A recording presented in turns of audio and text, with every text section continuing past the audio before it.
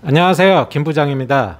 오늘은 아파트로 내 집 마련 계획 중이신 모든 분들을 위해서 좋은 아파트 고르는 방법에 대해 함께 알아보도록 하겠습니다. 기간 어렵게 모아온 자금으로 아파트를 구입을 해서 이 아파트 가격이 오르기를 바라는 마음은 다 같을 겁니다. 저와 함께 최소한 가격 하락 걱정 없는 좋은 입지 아파트 고르는 방법에 대해서 함께 알아보도록 하겠습니다. 아파트 구입을 계획 중이신 모든 분들은 제 영상 끝까지 참고하셔서 꼭 도움되시기를 바라겠습니다. 지금부터 저와 함께 출발하겠습니다. 첫 번째, 교통입지입니다. 포괄적으로 넓은 의미로는 중심지로와의 접근성입니다. 수도권의 경우 서울 중심 생활권과 교통 접근성은 어느 정도 되는지 매우 중요합니다. 흔히들 말하는 강남 생활권과 시간이 얼마나 걸리는지 중요시 하시는데요.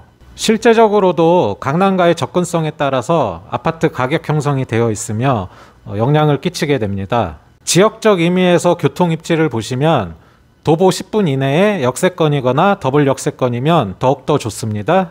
또한 최소한 대중교통 마을버스, 시내버스라든지 대중교통을 이용했을 때 10분 이내의 거리면 괜찮습니다. 두 번째입니다. 교육환경입니다. 학군을 들 수 있는데요. 교육 환경이 얼마나 잘 조성되어 있는지에 따라서 아파트 수요가 몰리게 됩니다. 실제적으로도 같은 지역 내에서라도 특목고, 자사고, 국제학교 등 이러한 학군이 형성된 곳이 수요가 더 몰리고 아파트 값도 더 나가게 됩니다. 자녀들이 좋은 교육을 받아서 출세하고 잘 되기를 바라는 마음은 모든 부모의 마음일 겁니다. 세 번째, 쾌적성입니다. 아파트는 주거 목적으로서 인근에 공원 및 녹지 공간이 얼마나 잘 조성이 되어 있는지 이 또한 매우 중요합니다. 힘들고 지친 일상을 마치고 집에서만큼은 조용히 편안히 쉬기를 바라는 마음은 모두가 똑같을 겁니다. 실제적으로도 같은 구역 내 아파트 단지인데도 가격이 차이가 나는데요. 브랜드도 비슷하고 평수 조건도 비슷한 두 개 아파트 단지가 있습니다. 한 단지는 도로변과 접해 있고 다른 한 단지는 공원과 인접해 있습니다. 이 경우 조금 더 쾌적한 공원과 인접한 아파트 단지가 아파트 매매 가격이 실제적으로 더 나갑니다. 네 번째입니다. 직주 접근입니다. 직주 접근은 부동산 학계론적 용어입니다. 직장과의 거리가 얼마만큼 되는지를 말합니다.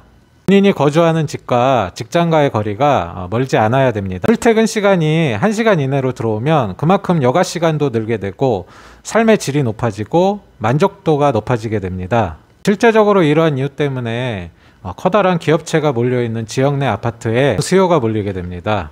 다섯 번째입니다. 세대수 또는 브랜드입니다. 기본 세대수가 최소한 500세대 이상은 돼야 좋고요. 단지가 클수록 더욱더 좋습니다.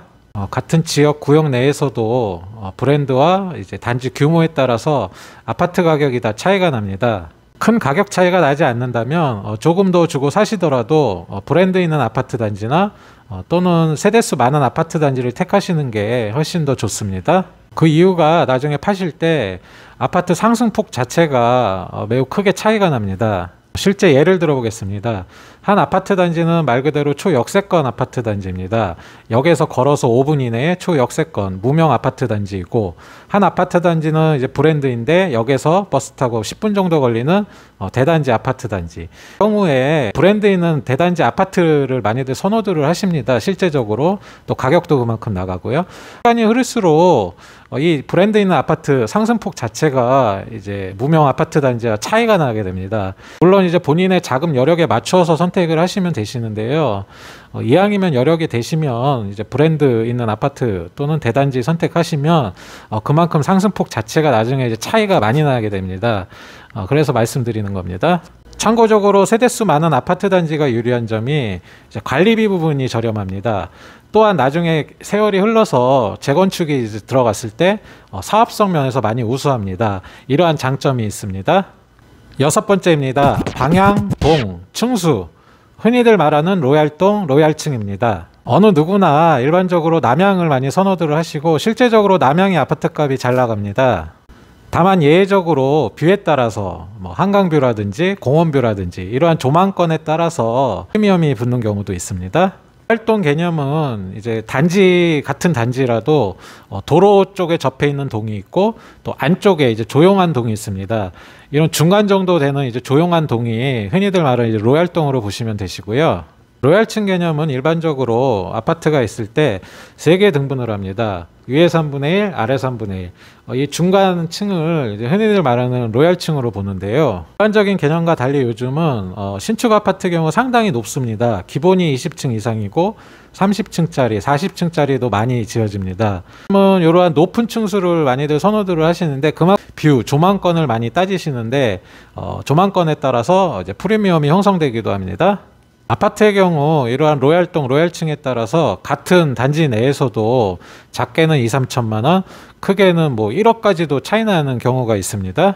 실제로 구입을 하실 때 단지 내에서 이제 로얄동, 로얄호스 보시고 다른 호수랑 뭐 큰 차이, 가격 차이가 이렇게 크지 않다 싶으시면 조금 더 주고라도 로얄동, 로얄호스로 선택하시는 게 나중에 이제 가격 상승 폭에서 더 유리하십니다. 7번째입니다. 혐오시설 파악. 흔히들 말하는 혐오시설이라 함은 악취가 나는 쓰레기 매립장, 공해를 일으키는 공장단지, 묘지, 장례식장, 도박장, 기타 등등 아파트 가격 하락에 영향을 미치는 요인들입니다. 실예입니다. 제 고객 중에 상담을 해드린 적이 있는데요. 그분은 이제 구도심 쪽에 살고 계셨습니다. 한동안 아파트 공급이 없었고 상당히 좀 노후화된 지역이었습니다. 이 지역에 이제 새로 아파트를 분양을 했는데 한 500세대 정도 들어왔습니다. 이분이 어느 날 찾아오셔서 막 피가 형성이 되고 분양도 잘 됐고 지금이라도 피를 주고 사야 되냐 말아야 되냐 저한테 이제 상담 신청을 하시더라고요. 그래서 제가 일단 인터넷으로 지도를 통해서 입지 조건을 살펴봤습니다. 인근 도보 10분 거리에 이제 공원묘지가 자리 잡고 있었습니다. 상당히 제가 이분께 딱 잘라 말씀드렸습니다. 이거 분양받으시면 나중에 큰 손해 보실 겁니다. 그래서 좀 의아해 하셨는데 제가 그러한 이유를 이제 설명해 드렸더니 결국은 이제 분양을 안 받으셨어요. 나중에 이제 시간이 흘러서 아파트 입주도 다 끝나고 어느 정도 이제 형성이 되었을 때 이제 가격가를 한번 보았습니다. 인근 30년 된 아파트 시세랑 똑같습니다. 처음에 분양은 비싸게 했는데 그만큼 이제 가격 하락이 된 겁니다. 그러니까 만약 그 당시 피 주고 사셨다면 정말 거의 한 1억 가까이 손해를 보실 뻔한 경우입니다. 그런 경우를 제하고 일반적으로 모두가 보는 시각은 다 비슷합니다.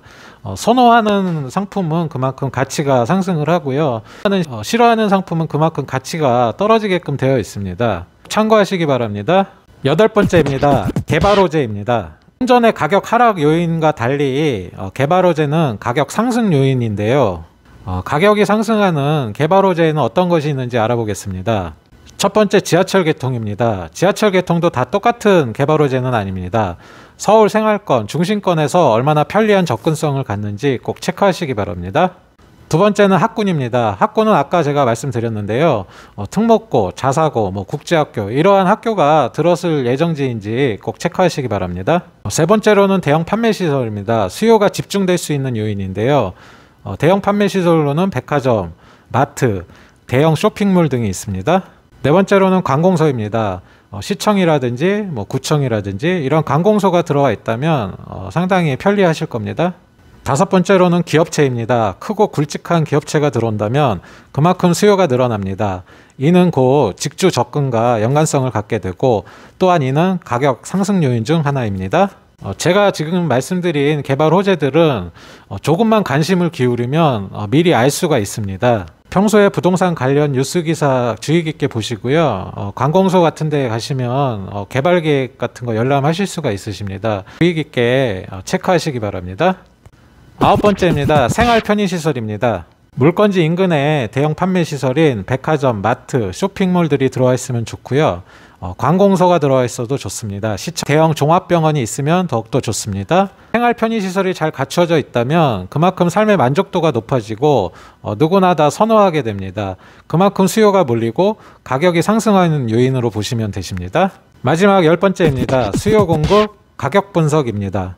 이제 수요와 공급은 경제학의 기본입니다. 이제 경제학적 용어인데 어렵게 생각하실 필요 없으십니다. 일반적으로 선호하고 좋아하는 물건은 잘 팔리고 그만큼 부족하게 되고 가격은 올라가게끔 되어 있습니다. 예로 맛집과 대박집이 있습니다. 일반적으로 맛집과 대박집을 가시면 오랜 시간 긴 줄을 서서 기다린 다음에 물건을 사거나 먹습니다. 또 한 번 실험을 한 적이 있습니다. 동일한 조건 하에 뭐 가격이라든지 맛이라든지 똑같은 집입니다. 양쪽으로 나누어서 한쪽은 긴 줄을 세우고 한쪽은 이제 손님이 없었습니다. 시간이 흐를수록 계속해서 이제 긴 줄로만 사람들이 몰리게 되어 있습니다. 또한 장사를 잘하는 집들을 보면 손님이 들어왔을 때 창가 쪽부터 앉힙니다. 안쪽부터 앉히는 게 아니라 겉에 창가 쪽부터 앉힙니다. 밖에서 사람들이 봤을 때 이 집은 장사가 잘 되나 보다 하고 계속해서 사람들이 들어오게끔 되어 있습니다. 아파트 가격 형성도 이와 비슷합니다. 물건이 많이 쌓여 있으면 낮은 가격부터 소화가 되는데 이마저도 소화가 안 되면 전체적으로 가격이 다운되게끔 되어 있습니다. 반면에 아파트 매물이 너무 귀하면 나올 때마다 이제 가격이 인상돼서 나오게 됩니다. 그만큼 이제 가격이 이제 올라가는 요인이 됩니다. 말씀드린 9가지에서 한 가지 공통점이 있습니다. 일반적으로 좋아하냐, 선호하느냐, 싫어하느냐, 이거에 따라서 수요 공급이 정해지고 이 수요 공급이 정해짐에 따라서 가격이 이제 형성이 됩니다. 뜻이 아파트 구입하시기 전에 이 수요 공급, 물량은 어느 정도 되는지 꼭 체크하시고요. 가격 형성은 어떻게 되는지 꼭 체크하셔야 됩니다. 이 가격 체크는 실제 거래되는 가격을 꼭 체크하셔야 되는데요. 홈페이지 가면 확인하실 수 있으십니다. 공시된 실거래가 확인 가능한데요. 실거래가 꼭 확인하셔서 가격 흐름은 어떤지 꼭 확인하시고요. 참고하시기 바랍니다. 지금까지 저와 함께 좋은 아파트 고르는 방법에 대해 알아보았습니다. 최소한 가격 하락 걱정 없는 좋은 아파트를 구입하실 계획이시면 제가 말씀드린 10가지 꼭 참고하셔서 도움되시길 바랍니다. 영상이 도움이 되셨다면 구독, 좋아요, 알림 설정까지 부탁드리겠습니다. 모두들 건강하고 행복하시기를 진심으로 바라겠습니다. 할 수 있다! 할 수 있다! 할 수 있다!